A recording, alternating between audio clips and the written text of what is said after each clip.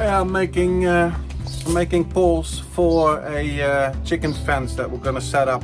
The chickens have been spoiled rotten by Nadia.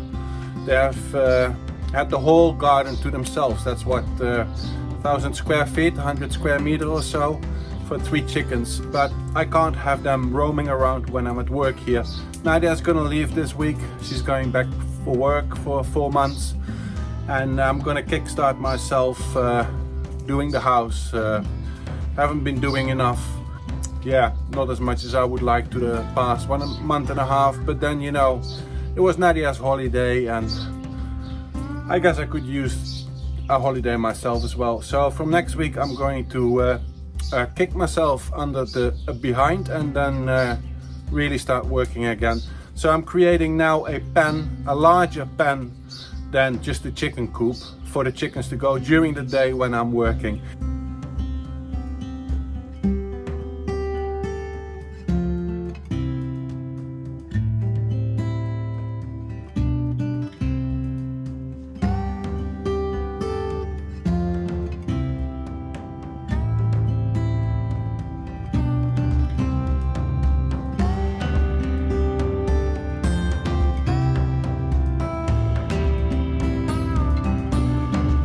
So I'm rendering here, and yesterday we put up the big fence around the chicken coop. And who are walking behind me have managed to escape. They squeezed themselves through the mazes in the fence. You know who the instigator was though? Yeah. It'll be this one. Hello? Hello? Naughty? So I've doubled the fencing now. Basically all open mazes are now divided into 4. They can't go out here. Or they can always get out if they really want to, huh? But hopefully this will stay inside when I'm working.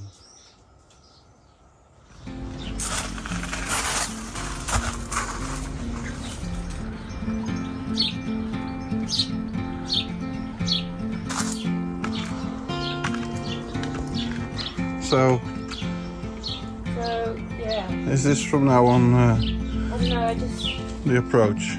I was crouched down and then she flew up my back. Oh, Jesus. Oh God.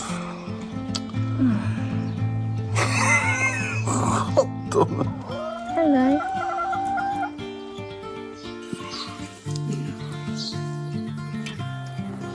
I suppose it's a good thing. Yeah, she's sleeping now. They're all sleeping.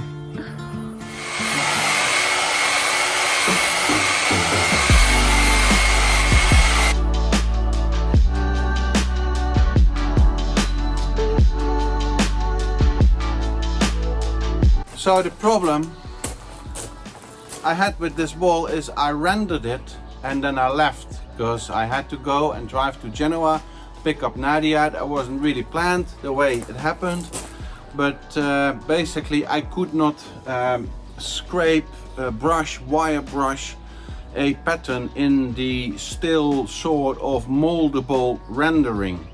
It has fully cured by the time I got back, and it's bloody rock hard. I left a real smooth finish on the surface, and yeah, it's really hard getting, you know, a pattern in there with a wire brush again.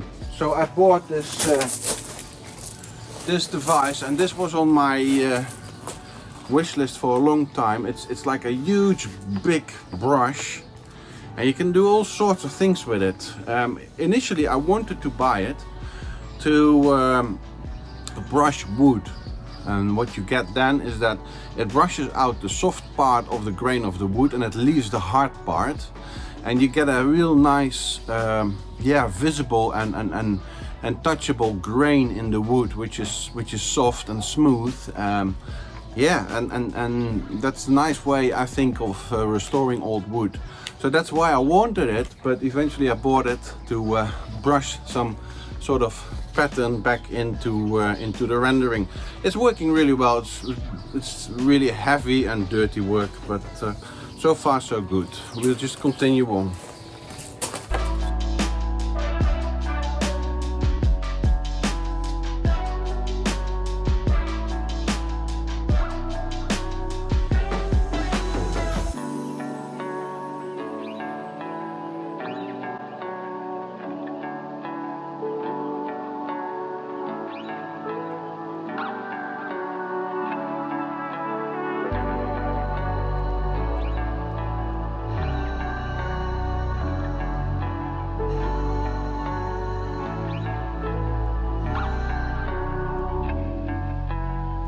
This is going to be the outside container and this one is going to be the inside container.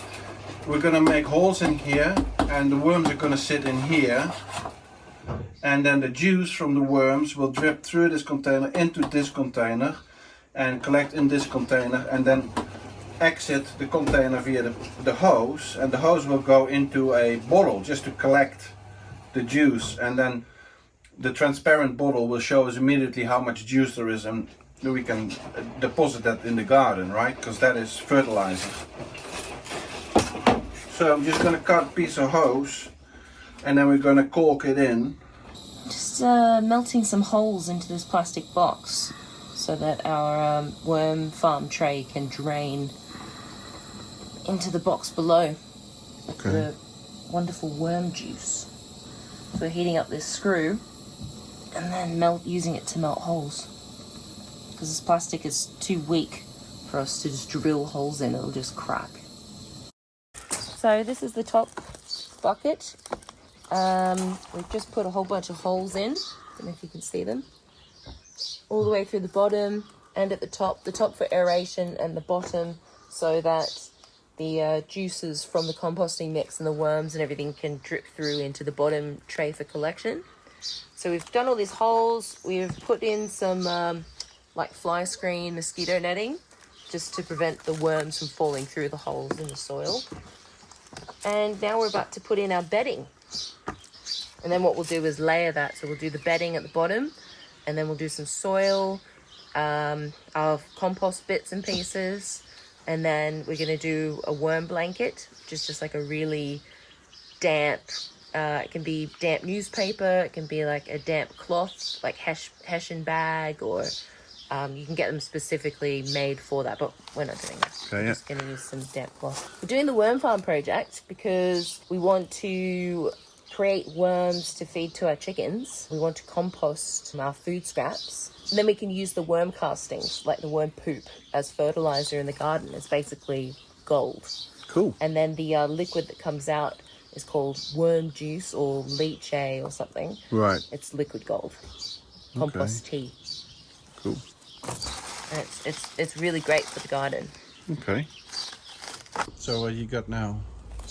So we've done our bedding layer, and now I'm just putting in some food scraps. Okay. To start the compost. We're expecting our worms to arrive any day now, and as soon as they get here, we put them straight on top. So what do you got, Nadia? Our worms have arrived.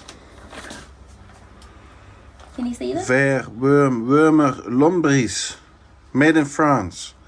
French worms. Ferme du Moutarde, made in France. And what are they for? We have French worms. 250 grams of French worms.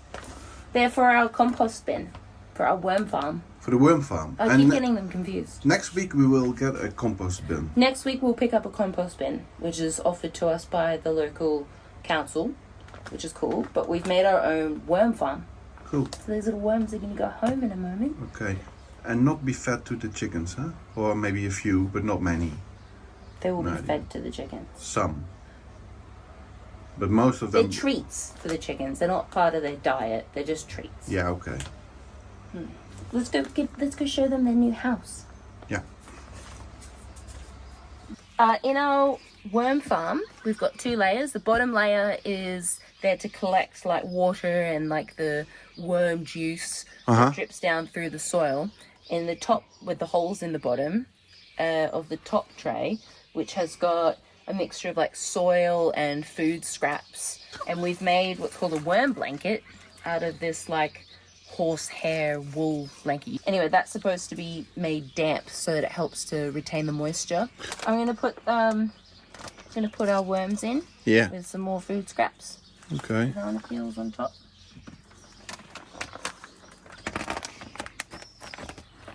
And here we've got See if they are alive actually. soil. Yep. Oh yeah. And 250 grams of worms. Are they living? Yes, darling. Okay. All right. Yeah, just chuck them in, I would say. Look, see how there's a big clump of them? Here's our worms. They're in a nice big ball. Yeah. Come on, you guys.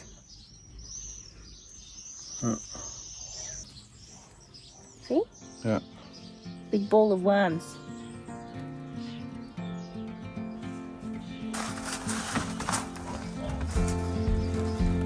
All right.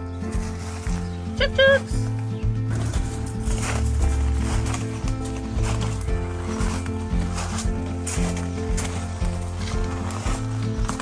Oh boy. Come on. Chuk, chuk, chuk, chuk, chuk. What is it, Benji? What is it, Benji? No, I don't have anything. I don't have anything.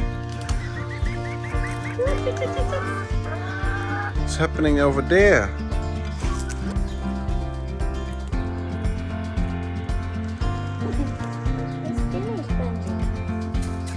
Come on. Up, come. Up here. Up, up. Come on.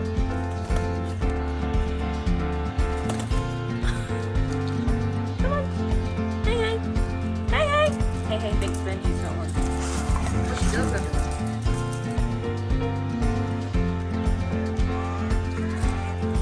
Hey, hey. Hey, hey. These guys. All the fear out the window. Yeah.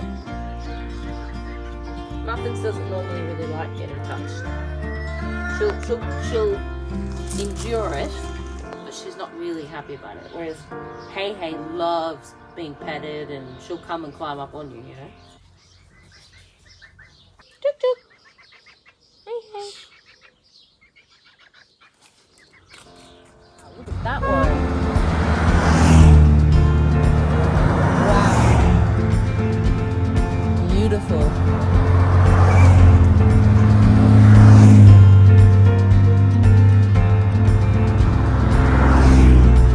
Nadia, no one is buying your services. I know, but they're waving.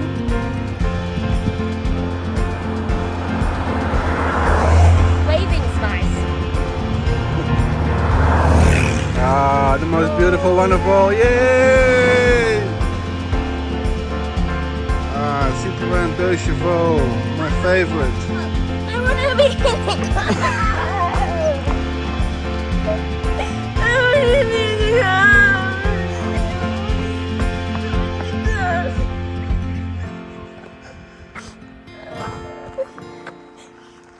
Now, Nadia, back on your classic, okay?